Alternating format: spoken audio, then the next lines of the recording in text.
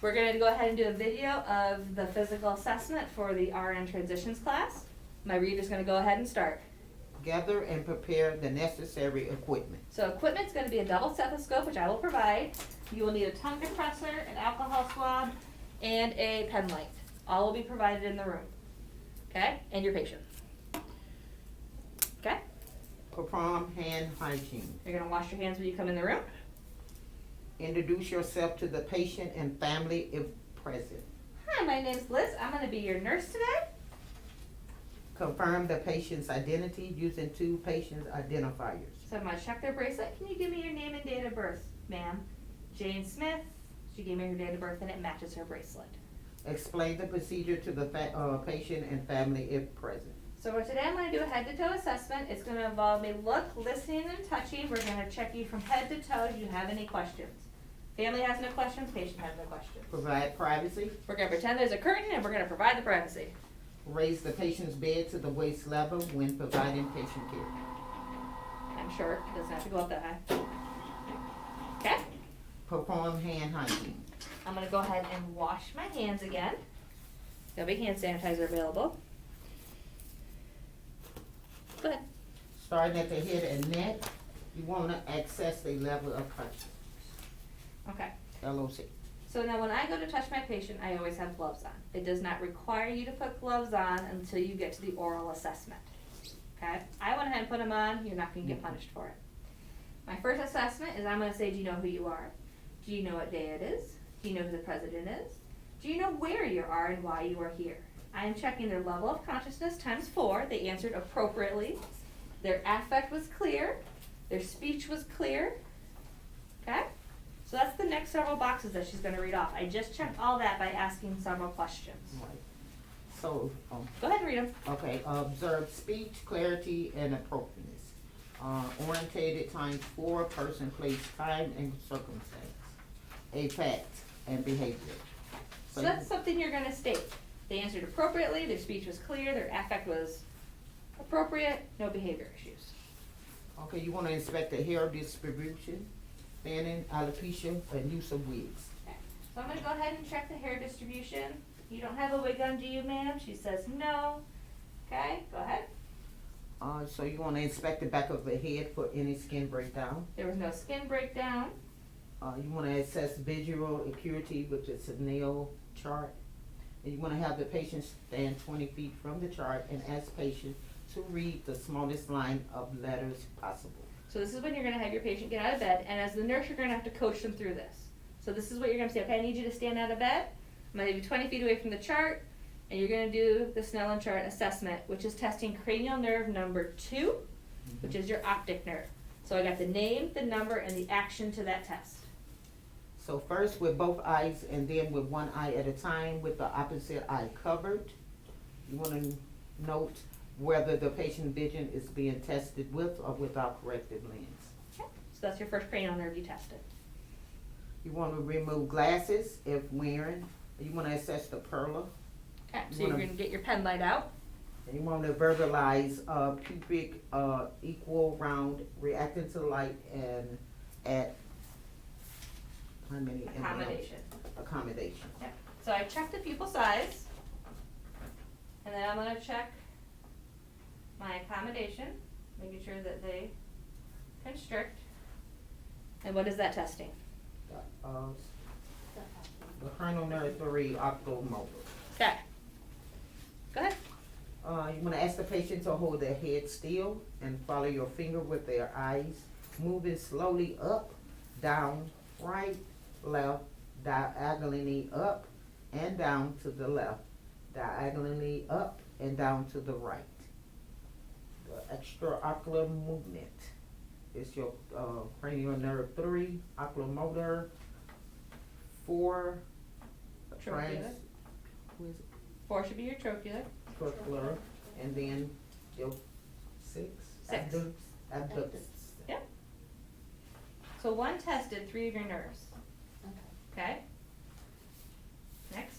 So you want to hold your finger about 6 to 8 inches from the bridges of the patient's nose. You want to move your finger towards the patient's nose. The eyes should convert. Should see the eyes And it converge should to the assume nose. cross-eyed appearance. That's your cranial nerve 3, oculomotor, then 4, Trochlear. trochlear, and 6, Okay. abducts. So the 2 tests tested all 3 of those nerves. Okay? So every step that we get to, you want us to say these 3? Yes. Okay. Okay, you're gonna assess the sclera color. So now I'm looking at the actual eye itself. You wanna set the conjunctive color, Now I'm looking at the conjunctival sac.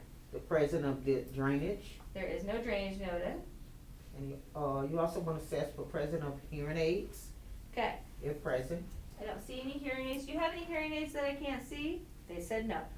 And if they did have it, you wanna state you would remove them to assess it. Okay. You wanna assess for presence of ear drainage and color of the drainage. I don't see any ear drainage. No hearing aids noted. You wanna assess for nose flaring, Okay. nasal flaring. So, we are in a pandemic. The masks have to stay on. So the nasal assessment and the oral assessment are all verbalized. Okay. So you're gonna tell me, I'm gonna Right. assess for presence of nasal flaring, nasal drainage, or any type of color of the nasal drainage.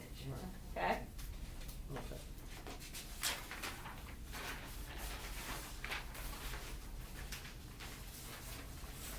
Okay, you wanna ask the patient to close their eyes. I'm gonna have you close your eyes. You wanna occlude one nostril The patient will do that themselves. So I want you to close one nostril. and identify the smell of different substances such as alcohol. Can you smell that? Yes. And you Okay. wanna repeat to the other nostril, which is your central nerve 1, olfactory. So as a patient, you would occlude one nostril, smell, switch sides, smell.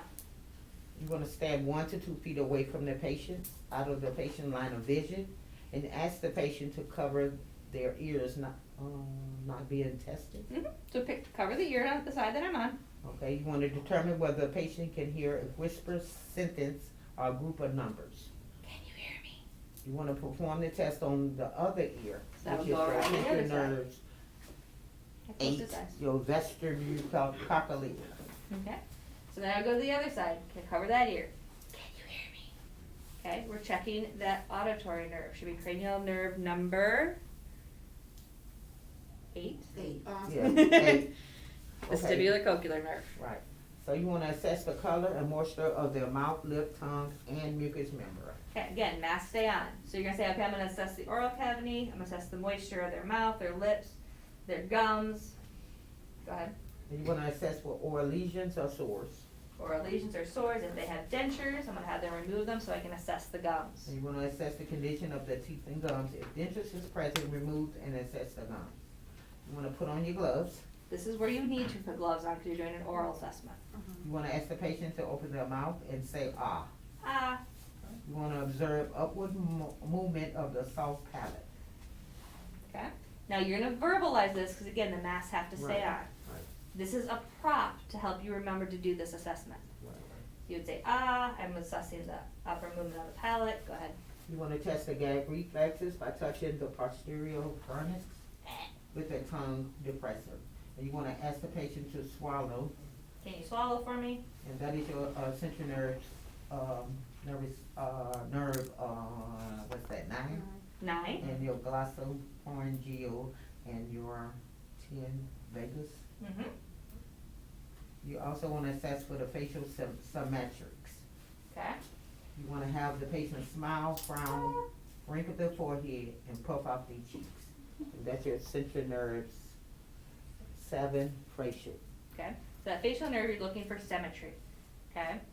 Some type of nerve disorders like Bell palsy, you're gonna notice one side weaker than Right, the other. right. Okay. So face, smile, puff out your cheeks. You're watching to make sure they're symmetrical. So you wanna ask the patient to stick out their tongue and push against the cheek with the tongue. And that's your central nervous system 12 hypoglossal. So I want you to push your tongue against your cheek and push out. Now this side. Okay? It's testing the movement of your tongue and the control and the strength if you can push against your cheek. So you wanna assess for facial I just read it. Oh, you said, is that the same one? That's the patient. You're Hold right. on, ask the patient to open and clench the jaw. That's your central nervous 5 Trigeminal. trigeminal. Okay? So open, clench. Cranial nerve number 5, the trigeminal. You wanna assess the trach, midline deviated. So you're looking at the trachea now, okay? You wanna make sure that it is straight and not deviated. If it's deviated, that tells us the condition, maybe a collapsed lung, or there's extra pressure in the chest somewhere, okay? So you wanna make sure that trachea is even in midline. You wanna assess the next for range of motion. Have the patient touch chin to each shoulder, each ear to the corresponding shoulder, and the chin to the chest, and tip the head back as far as possible. So as the patient, you're gonna follow the nurse's commands, okay? They're gonna tell you, touch the chin to the cheek, shoulder, back, okay? So you have to wait for the cues as the patient to check their range of motion. So you wanna place your hands on the patient's shoulder while he or she struggles against resistance. Okay? Place your hand on the patient's left cheek, then the right cheek, and have patient pushed against it. Okay, this is a pushing, okay, we're checking the resistance of the muscle tone of that nerve. Right. It should be cranial nerve number 11. 11, that's accessory. Yes. That should be all your cranial nerves on the assessment. That's a lot, I understand, okay? Now we get into the rest of the head to toe assessment. So you wanna, palpate the left and then the right carotid artery. We don't do both at once, because that's considered a chokehold, Right, you're grading the strength. okay? You wanna inspect the shoulders for any skin breakdown. Okay, skin looks good. You wanna assess for visible protrusion of the jugular vein while the patient's sitting in the bed at a 15 to 30-degree angle. So you're looking to make sure this vein right here is not throbbing like a garden hose, okay? That's gonna tell us the fluid volume status of our patient if that jugular vein is distended. And Then you you can wanna, check both sides. and you Okay. wanna occultate the carotid for vascular sounds by placing the stethoscope over the carotid artery and listen with the diaphragm and then the bell. So you have to listen to both sides with both sides of the stethoscope, okay? Because one's gonna hear a lower pitch sound, one's gonna hear a higher pitch sound, and that's gonna let us know how that blood is flowing to the brain. Okay, you've got chest, cardiac, and respiratory. Now we're moving on to the chest. So you wanna assess color, temperature, and moisture of the skin. Skin is dry and intact. You wanna verbalize a respiratory patterns, regular or non-labor. They are breathing non-labored and regular. You can also say they're not using oxygen or accessory muscles at this time. You wanna assess the thoracic expansion by standing behind the patient and placing both thumbs on either side of the patient's spine at the level of the T9 and T10. And as they take a deep breath, you should see your hands symmetrically move up and out with the rib cage. Okay? You wanna occultate the anterior lung sounds, just 10 sites. Yep. So you put your stethoscope on, take a deep breath. 1, 2, 3, 4, 5, 6, 7, 8, 9, 10. Okay? Okay, you wanna identify the anatomically locations and name of the aortic, pulmonic, tricuspid, menstrual, heart, bowel sounds, and occultate. So, my aortic is going to be second intercostal space, right sternal border. Across to the left sternal border, second intercostal space is my pulmonic. Going down 3, 4, 5 would be my tricuspid, still on that left sternal border. And then mid-clavicular line, fifth intercostal space, is my mitral, which is also where we're going to do the apical pulse. You wanna, you did that. Okay, so, yeah, your apical pulse rate for 1 minute. So you're going to be with your instructor. They're going to take one side, I'm going to take one side. We're going to listen for a minute. And you're gonna measure and document the rate and rhythm, and it must be within 4 beats. So let's say you get to about 45 seconds, they hiccup, they sneeze, don't panic, tell them you want to restart your clock, okay? Until you give me a number, you're not wrong, okay? So you wanna occultate 4 lateral lung sounds on each side. Okay, so then we're gonna listen to our 1, 2, 3, 4. We're gonna come over here and listen to 1, 2, 3, 4. Okay, you're gonna occultate 10 sides posterior lung sounds. Okay, so this is where we're gonna take our stethoscope and listen to 1, 2, 3, 4, 5, 6, 7, 8, 9, 10. And you have diagrams to help figure that one out. You're gonna verbalize breathing sound heard, the Lung use is of clear? accessory muscles, and the use of supplemented oxygen. Not using oxygen, he's not using his accessory muscles. You're gonna have the patient roll to one side to assess the skin of the lower back and buttocks. So we can do that when he's sat up, I assess the Right. skin. So you're gonna assess for scars, tattoos, piercing, incision, and describe. Okay. Go ahead. Okay, you got your gastrointestinal, you wanna assess the skin color and the moisture. So now we're gonna come down, we look, we assess the skin color, okay? Okay, you're gonna assess the bowel pattern and how often. I wanna ask, do you have any bowel movements? How often? Are they regular? Are they soft? Are they loose? You wanna ask the patient when was the last BM.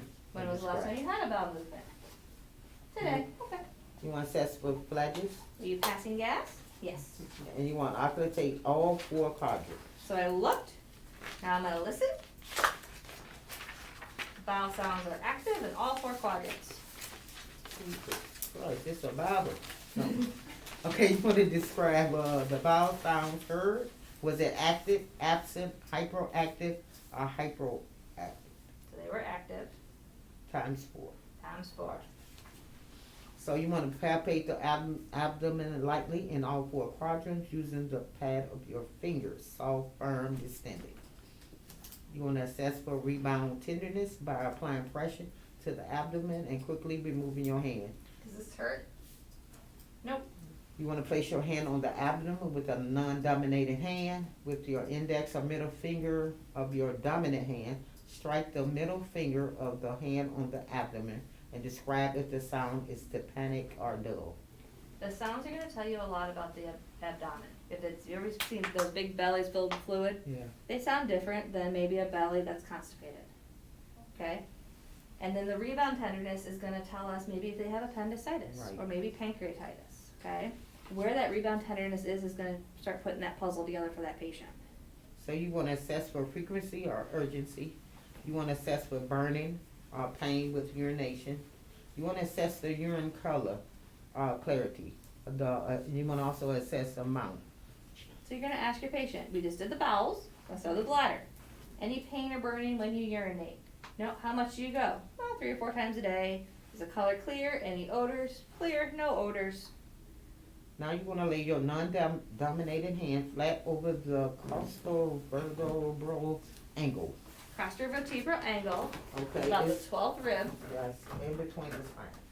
You're gonna, So you wanna make a fist with your dominant hand and firmly thump the fist onto the flat non-dominant hand. Ask the patient if they feel tenderness or pain. any pain. What organ am I over? Kidneys. Okay, if Yeah. your kidneys are Yeah. inflamed or something wrong, trust me, they will jump out of the bed. Yeah.